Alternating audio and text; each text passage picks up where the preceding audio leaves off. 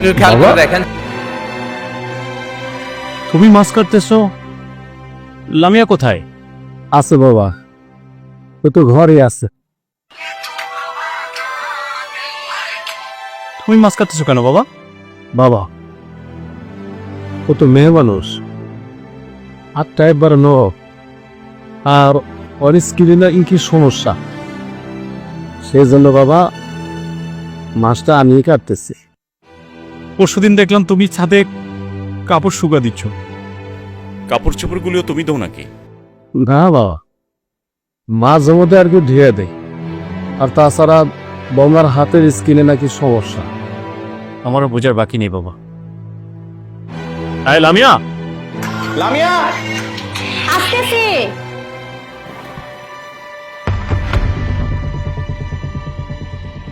কি ব্যাপার, এভাবে ডাকছো কেন? আর তুমি হঠাৎ এই সময় বাসাতে? বাবা এখানে মাছ কাটছে, তুমি ঘরের মধ্যে কি করছো? বাবাই তো মাছ কাটে, আমি তো মাছ কাটতে পারি না, আমার হাত ছিলে যায় আর আমার স্কিন নষ্ট হয়ে যাবে না। আর এগুলো তো বাবাই করে। বাবা করি মানে? ঘরের সকল কাজ কাম কি বাবাই করে? ঘর মোছা থেকে শুরু করে ঘর চাল দেওয়া শুরু করে বাজার ঘাট রান্না বান্না সবকিছু বাবাই করে? হ্যাঁ, বাবাও করে, আমিও করি। বুঝতে পারছি। আমি না থাকাকালীন তুমি আমার বাবাকে যে সবকিছু করাচ্ছ, হ্যাঁ বাবা? তুমি মুখ বুঝে সবকিছু সহ্য করে যাচ্ছ আর আমাকে কিচ্ছু বলছো না? আহা বাবা, তুই শুধু শুধু উত্তেজিত হচ্ছিস, সংসারটা তো আমাদেরই। আর আমি যদি একটু কাজকর্ম করি, এত সংসারের কোনো অশান্তি হবে না।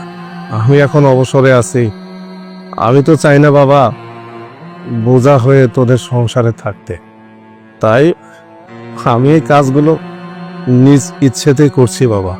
তুই শুধু শুধু বৌমাকে দোষ দিস না বাবা। তুমি সব কি বলতেছো বাবা? আমি তোমার সন্তান, তুমি আমার বোঝা হবে কেন বাবা? তুমি তোমার মাথার তাজ, তুমি আমাদেরকে সুখে রাখার জন্য তুমি ঘরের সকল কাজ কাম করে যাচ্ছ মুখ বুঝে। এটা আমার দেখতে হবে, আমি কখনই কল্পনা করি না বাবা। এই, তুমি ঘরের ভিতরে কি করো? হ্যাঁ, কি করো তুমি ঘরের ভিতরে?